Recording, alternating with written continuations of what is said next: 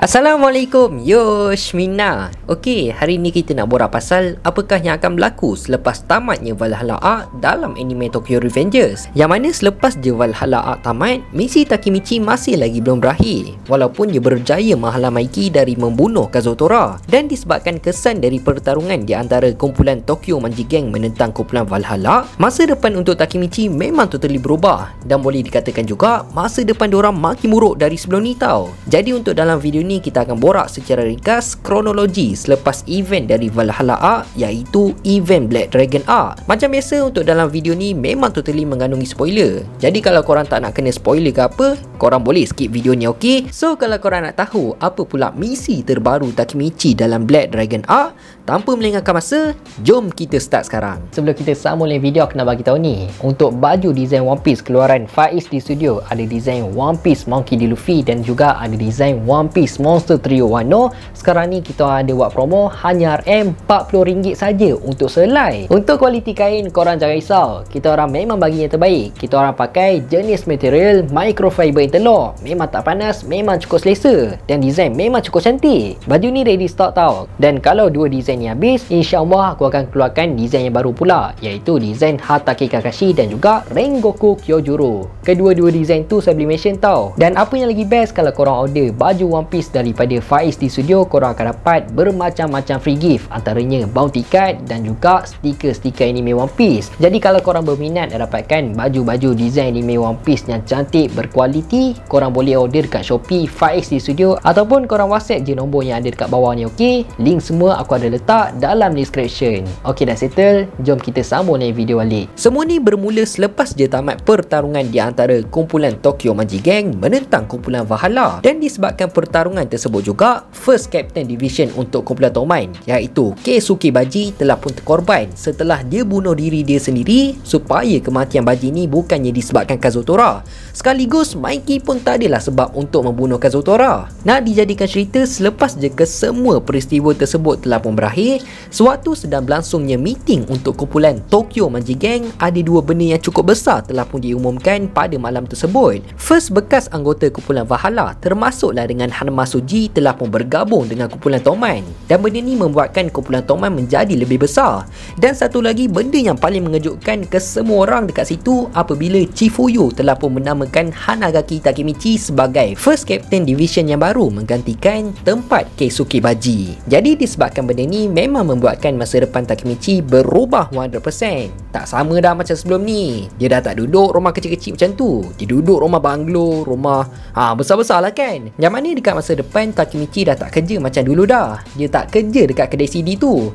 Malah dekat masa depan Takemichi merupakan antara orang yang paling tinggi dekat dalam kumpulan Tomine sebagai top admin dengan beberapa orang lagi, antaranya Pachin, Hakai, Inupi, Kokonoi, Kawata Nahoya, Mitsuya, Hanma dan juga Yasuhiro Muto. Aku pendekkan cerita, nanti dekat masa depan Chifuyu akan dibunuh oleh Kisaki betul-betul dekat depan mata Takemichi. Tapi nasib baiklah, sewaktu Kisaki nak membunuh Takemichi, Takemichi telah diselamatkan oleh Kazutora Hanemiya yang dah keluar daripada penjara selepas event daripada Valhalla Arc. Dan percaya ataupun tak, kumpulan Tomine sekarang ni adalah satu kumpulan kriminal yang cukup berbahaya. So disebabkan sekarang ni kumpulan Tomine merupakan satu kumpulan kriminal yang cukup berbahaya, jadi automatik kiranya Takemichi sekarang ni pun merupakan seorang kriminal, dan dia pun telah ditangkap oleh Naoto. Lepas tu Naoto pun ceritakanlah apa yang berlaku sebenarnya dekat Takemichi. Dan apa yang paling mengejutkan, kematian Hinata untuk kali ni adalah berpunca daripada Takemichi sendiri. Cumanya benda ni berlaku disebabkan Takemichi telah dimanipulate oleh Kisaki Teta. So diorang pun macam pelik lah dekat situ. Kenapa Takemichi dah cuba macam-macam cara sekalipun untuk selamatkan Hinata, tapi kenapa Kisaki tetap membunuh Hinata berulang kali? Jadi Naoto pun suspek, berkemungkinan besar semua ni berlaku disebabkan Kisaki obses dengan Takemichi dan Hinata. Mesti ada sebab kan kenapa Kisaki buat macam tu.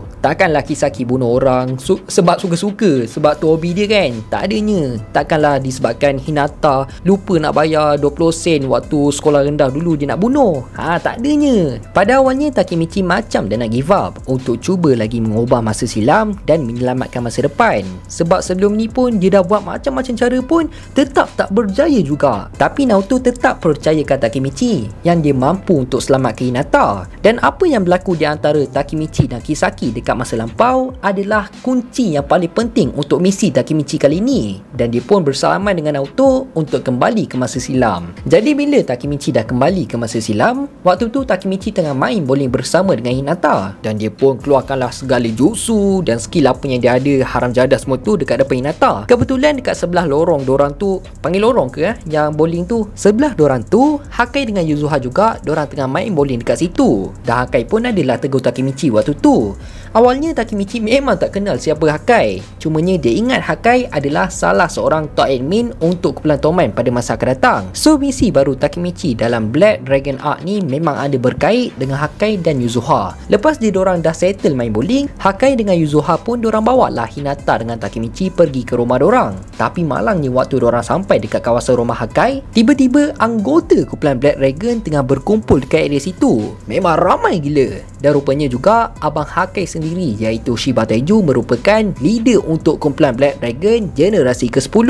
Jadi disebabkan Takemichi yang merupakan anggota kumpulan Toman dan dia adalah first captain division untuk kumpulan Toman dah masuk ke dalam kawasan Black Dragon, jadi anggota-anggota kumpulan Black Dragon ni pun dorang nak pukul Takemichi lah kan. Tapi Hakai dengan Yuzuha telah menghalang mereka dan dorang pun suruh Takemichi dan Hinata terus je pergi dari situ secepat yang mungkin. Tak lama lepas tu, sewaktu Takemichi dan Hinata nak melarikan diri dari tempat tu, tiba-tiba Shiba Taiju telah pun sampai dekat situ. Lalu dia terus je menyerang Takemichi tanpa henti. Dia tumbuk lah, tendang lah. Memang teruk gila Takemichi kena waktu tu. Dan disebabkan Hakai nak Taiju melepaskan Takemichi, dia pun buatlah deal dengan Taiju, yang mana kalau Taiju lepaskan Takemichi, Hakai akan sertai kumpulan Black Dragon dan dia akan meninggalkan kumpulan Toman. Jadi itulah secara ringkas untuk permulaan Black Dragon Arc. So kita sambung lah kan. Nak dijadikan konflik dekat sini apabila info daripada Kazutora Hanemiya dekat masa depan ada bagi tahu Hakai akan membunuh leader untuk kumpulan Black Dragon semata nak kejarkan duit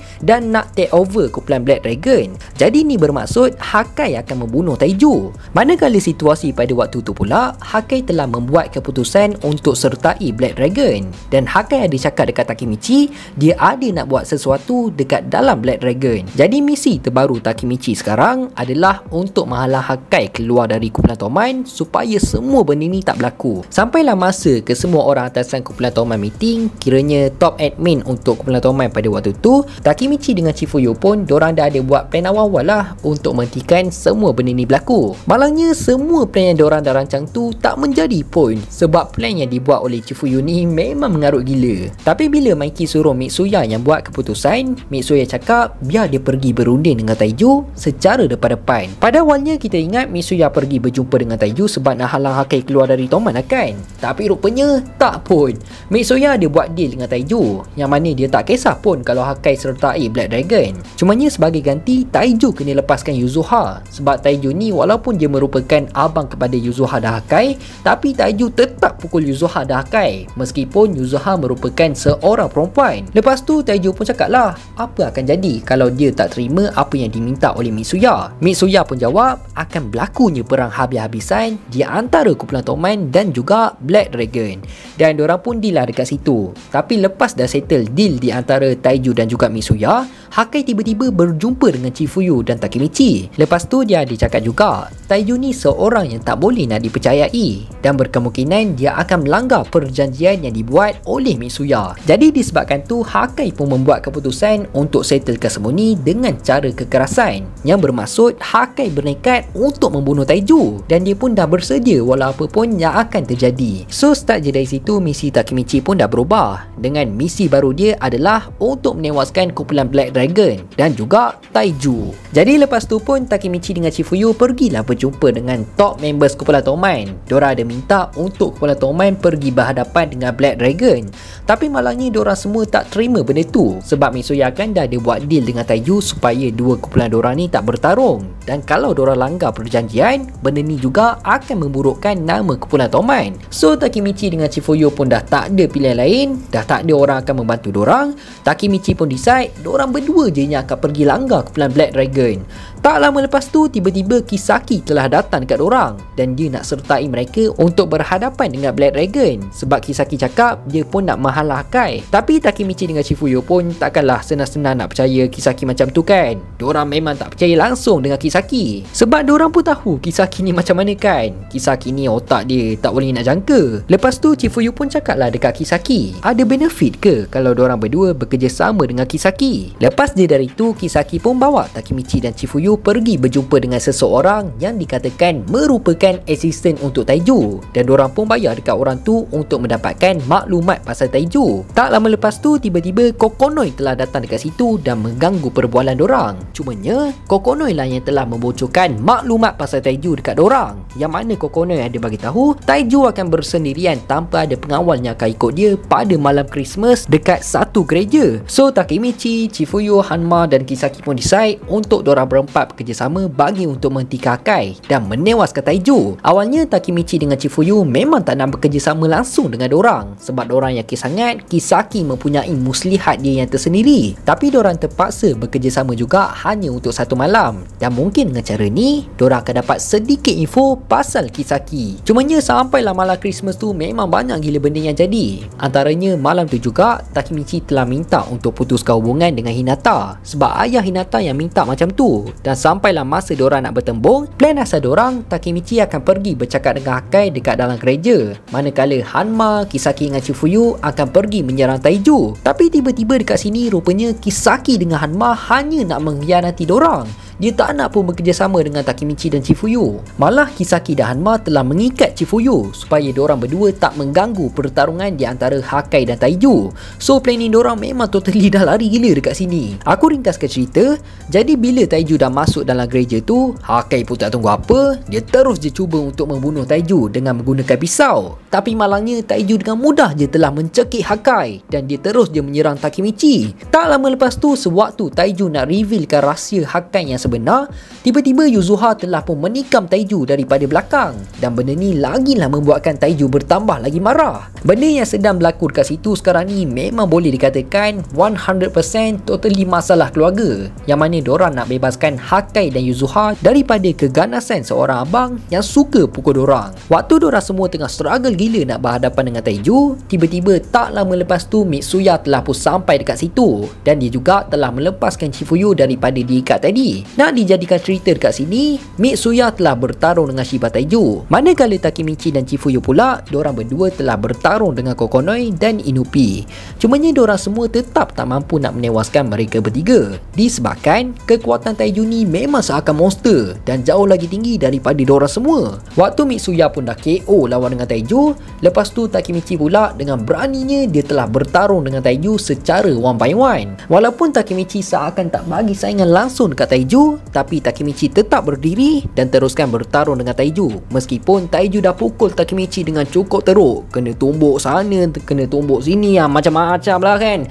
Tapi Takemichi tetap mampu bertahan disebabkan Takemichi bernekat untuk menewaskan Taiju. Malah dia bernekat untuk menjadi leader untuk kumpulan Black Dragon juga. Sampailah satu masa ni kan, waktu dorang tengah bertarung, tiba-tiba Takemichi berjaya untuk tumbuk tepat dekat muka Taiju. Walaupun tumbukan tu macam tak ada efek pun dekat Taiju. Tak lama lepas tu barulah Hakai join diorang bertarung. Tapi malangnya dia tetap tak mampu untuk menewaskan Taiju. Dalam masa yang sama, waktu tu anggota-anggota kumpulan Black Dragon dah kepung kawasan gereja tu. Nak tak nak, kalau diorang nak survive, diorang tak ada pilihan lain, diorang tetap kena menewaskan kumpulan Black Dragon. Jadi waktu keadaan tengah getih, diorang semua dah tak mampu untuk menewaskan Taiju.